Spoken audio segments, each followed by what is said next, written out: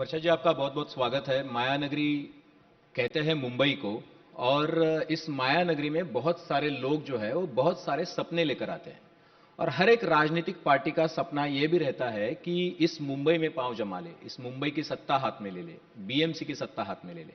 और उसी का झगड़ा है।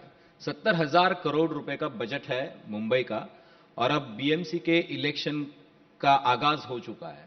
मैदान में आप भी है, मैदान में ठाकरे ब्रदर्स भी है, मैदान में बीजेपी और एकनाथ शिंदे भी है।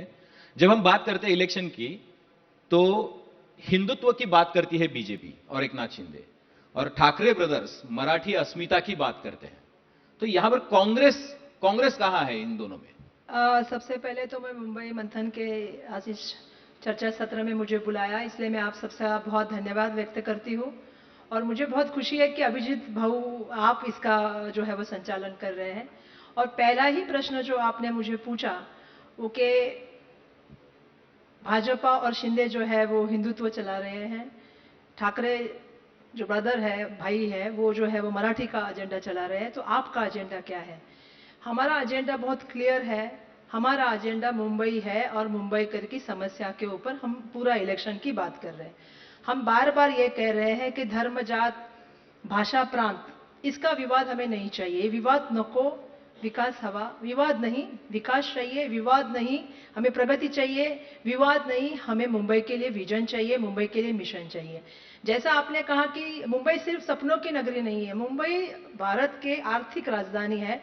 जागतिक स्तर पे मुंबई का अलग एक व्यक्तिमत्व है, अलग एक पहचान है।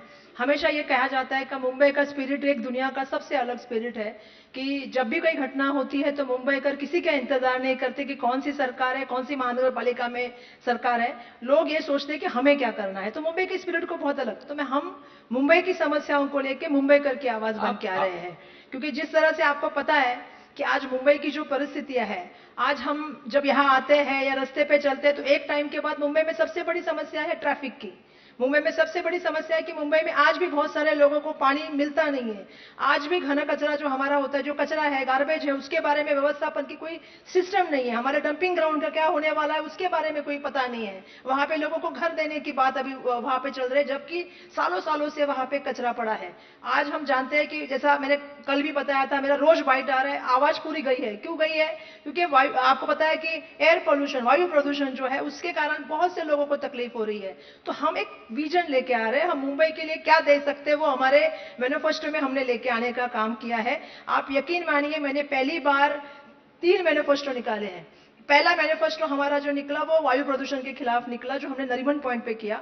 दूसरा मैनिफेस्टो हमने किया क्योंकि हमारा ट्रैफिक की समस्या इसलिए कि हमारा जो परिवहन है सार्वजनिक, उसकी व्यवस्थापन नहीं है। आज बीएसटी के बसेस दिन ब दिन बंद हो रही है, और उसकी वजह से आज प्राइवेट लोग व्हीकल में जाते हैं, और उसकी वजह से आज जितना कैपेसिटी है उसके 3/4 टाइम्स जो है गाड़ियां निकलती है, और ट्रैफिक की समस्या का आप ताई, आप जब बोल रही है विजन के बारे में, विकास के बारे में, तब सुबह आपने सुना होगा सीएम साहब भी यहाँ पे आए थे, उन्होंने बहुत सारे प्रकल्प जो है वो गिनाए, वो क्या क्या कर रहे हैं। उन्होंने बोला कि हमने अटल सेतु बनाया, कोस्टल रोड बनाया, हमने मेट्रो बनवाई, हम ऐसे ऐसे रास्ते बनवा रहे हैं, ब्रिज बनवा रहे हैं कि अगले 3 साल में ट्रैफिक की समस्या लगभग खत्म हो जाएगी।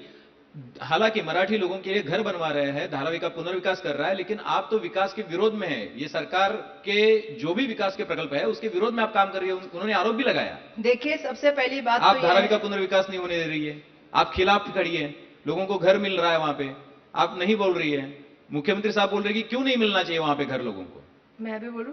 मुख्यमंत्री जी ने अपनी भूमिका रखी, अभी मैं अपनी भूमिका रखूं। मुख्यमंत्री जी ने कहा कि हमने ये बनाया, हमने वो बनाया है। कांग्रेस पार्टी ने क्या बनाया मैं बताना चाहती हूँ। सीलिंग कांग्रेस कार्यकाल में बना, ईस्टर्न वेस्टर्न सबअब जो है वो कार्यकाल में, सड़क जो बनी है वो जोड़ने वाली, वो कांग्रेस के कार्यकाल में बनी है। ईस्टर्न फ्री हाईवे कांग्रेस कार्यकाल में बनी है। कोस्टल रोड की संकल्पना किसने बनाई थी? पृथ्वीराज चौहान जी ने बनाई थी, सब जानते हैं। मेट्रो का अगर आप बात करोगे तो 2014 का मैं अपना मैनिफेस्टो आपके सामने लेके आऊंगी, जिसमें हमारा स्टेशन कितने नंबर का आना चाहिए ये हमने वहां पे प्रस्तावित करके लिखा है, और स्टेशन का क्या नाम होना चाहिए 2014 के मेरे मैनिफेस्टो में। सीएम साहब क्रेडिट ले रहे हैं? देखिए, अभी मेरा बात तो पूरा होने दीजिए। आपने धारावी का भी विषय निकाला, तो पूरा तो बात मेरा होने दीजिए। ठीक है, पूरा कीजिए। तो ये मैं इसलिए कह रही हूँ कि जब हमारे प्राइम मिनिस्टर भी थे, आपको मनमोहन सिंह जी, जे अस्पताल की बात रहे, या मुंबई यूनिवर्सिटी की बात रहे, या भीमस्टोन प्रकल्प की बात रहे, कांग्रेस ने फंडिंग की। ये सच्चाई है, आप झुठला नहीं सकते। चाहे अटल सेतु की विजन की बात हो, विलासराव देशमुख का नाम आता है। और ये मैं इसलिए कह रही हूं कि कांग्रेस ने हमेशा काम किया है। हम 27 साल से मुंबई महानगर पालिका में नहीं है, और जिसका जिक्र वो बार बार कर रहे हैं धारावी के विकास में करना चाहता हूं, तो मैं उनसे एक सवाल पूछना चाहती हूं कि धारावी तो 5 से 50 एकड़ की है, पर धारावी के नाम पे आपने इतनी बड़ी सॉल्ट प्लांट लैंड दे दी है, 200-250 एकड़ से ज्यादा। आपने जो है उसके साथ साथ जो है मालवनी की जमीन 200-250 के ज्यादा एकड़ जमीन दी है, आपने कुर्ला दे दिया, आपने उसके साथ साथ देवनार का डंपिंग ग्राउंड दे दिया। हमारे लोग डंपिंग ग्राउंड में जाएंगे, हम गरीब है इसलिए हम कहीं भी जा सकते हैं, और अमीर लोग यहाँ पे जो है वो अपने मॉल बनाएंगे। देखिए, मैं सुन रही थी जब हिरण अंदानी साहब यहाँ पे बोल रहे थे, और मैं सुन रही थी, आपको मैं बोलना चाहती हूँ कि मुंबई में जो है ना अमदानी बनेगा, ना अदानी बनेगा, ना अंबानी बनेगा। यहाँ पे एक चीज मैं कहना चाहती हूँ कि मुंबई जो है मुंबई कर की है, आप मुंबई के लोगों को बाहर। आज मैं पूछना चाहती हूँ, अगर मुख्यमंत्री इतनी ही बात करते हैं तो मुझे उनसे सवाल है, ये जमीन तो आपने धारावी के नाम पे दे दी, लेकिन आपने एमएसआरटीसी की जमीन किसके कहने पे दे दी, जो सी लिंक के बाजू में है। आज उसका लिए ऑफिस कहां बना है? ऑफिस के लिए जगह नहीं, एमएसआरटीसी के लिए कोई प्राइवेट जगह पे ऑफिस बनता है, जमीन अदानी के पास जाती है, एयरपोर्ट अदानी के पास जाता है, एयर इंडिया कॉलोनी अदानी के पास जाती है, सहारा अदानी के पास जाता है, भारत नगर अदानी के पास जाता है, मोतीलाल नगर अदानी के पास जाता है। तो आपका एजेंडा अदानी को प्रकल्प नहीं मिलना चाहिए, ये है। मीठी रिवर अदानी के पास जाती है, तो आपने ये पूरा जगह दे दी उसको, और क्यों दे दी? मैं ये पूछना चाहती हूँ, जब मिठी रिवर का इतना बड़ा घोटाला निकला, सब कुछ निकला, टेंडर का फ्रॉड निकला, ईडी की इंक्वायरी, फिर इसके बाद इनको दे दी। मुंबई में तो स्मार्ट मीटर भी वही चला रहे हैं। बीएसटी की बिजली सबसे सस्ती बिजली है मुंबई में, मुंबई सबब में एमएसई भी चलती है, और वो जो अदानी के माध्यम से चलती है, उसका दर देखिए, और मुंबई की बीएसटी की बिजली का दर देखिए। अगर आप देखोगे तो पर यूनिट लगभग 1.5 रुपया कम है। तो ये पैसा मुंबई करके मतलब जेब से जाएगा। और ये मीटर कौन लगा रहा है? ये मीटर भी अदानी लगाएंगे स्मार्ट मीटर के नाम पे। और ये यंत्रणा जो बनी है बीएसटी की, कि अदानी को आप देंगे। इसी तरह से आपने हर एयरपोर्ट अदानी को दे दिए। कभी आपने एयरपोर्ट के जाके अंदर देखा है? जब जीवीके के पास था तो कितने शॉप थे। आप अंदर अभी जाके देखिए, जगह नहीं लोगों को चलने के लिए, हर चीज महंगी हो गई है। क्योंकि पहले तो जीवीके सिर्फ रेंट लेते थे, ये रेंट के साथ इंसेंटिव लेते हैं, हर प्रोडक्ट के ऊपर जो इनका होना होता है, हर दुकानदार को जो है पूरा जितना भी एक्सपेंडिचर होता है इसमें भी इनका परसेंटेज होता है। तो ये क्या मुंबई कर पैसा भरेंगे? ग्राहक पैसा भरेगा।